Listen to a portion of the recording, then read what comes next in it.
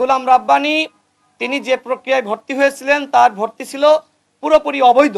যেহেতু গোলাম রাব্বানী তিনি অবৈধভাবে ভর্তি হয়ে জিএস প্রার্থী হয়েছিলেন, সেক্ষেত্রে গোলাম রাব্বানীর জিএস নির্বাচিত হওয়ার প্রক্রিয়াটিও অবৈধ। অনেকে বিষয়টি আপনারা ইতিমধ্যে দেখেছেন যে 2019 সালে যে ডাকসু নির্বাচন অনুষ্ঠিত হয়েছিল, সেই ডাকসু নির্বাচনে আমরা আমাদের কোটা সংস্কার আন্দোলনের যে প্যানেল ছিল সেই প্যানেল থেকে আমরা অংশ নিয়েছিলাম এবং সেই প্যানেল থেকে নুরুল হক নূর ভিপি নির্বাচিত হয়েছিল। এনসিপির বর্তমান সদস্য সচিব আক্তার হোসেন তিনি সমাজসেবা সম্পাদক পদে নির্বাচিত হয়েছিলেন। সব মিলিয়ে আমরা আমাদের কোটা সংস্কার আন্দোলন প্যানেল অর্থাৎ ছাত্র অধিকার পরিষদের প্যানেল থেকে আমরা 11টি পদে আমরা নির্বাচিত হয়েছিলাম ভিপি জিএস সহ। সেই সময় একমাত্র প্রার্থী হিসেবে আমি বিশ্ববিদ্যালয় প্রশাসনের কাছে অভিযোগ দাখিল করে রেখেছিলাম, কিন্তু সেই সময় কোনো সমাধান পাইনি।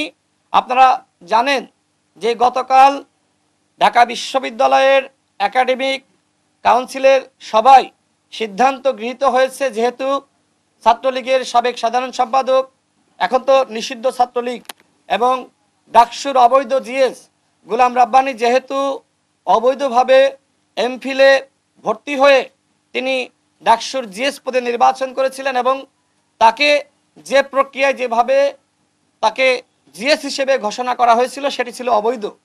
বিশ্ববিদ্যালয় প্রশাসন আমার অভিযোগের প্রেক্ষিতে তারা যে তদন্ত কমিটি গঠন করে গণঅভ্যুত্থানের পরে, সেই তদন্ত কমিটি তারা তথ্য উপাত্তর উপর ভিত্তি করে তারা পেয়েছে, আমার বক্তব্য নিয়েছে, আমিও তাদেরকে সহযোগিতা করেছি যে গোলাম রাব্বানী তিনি যে প্রক্রিয়ায় ভর্তি হয়েছিলেন তার ভর্তি ছিল পুরোপুরি অবৈধ।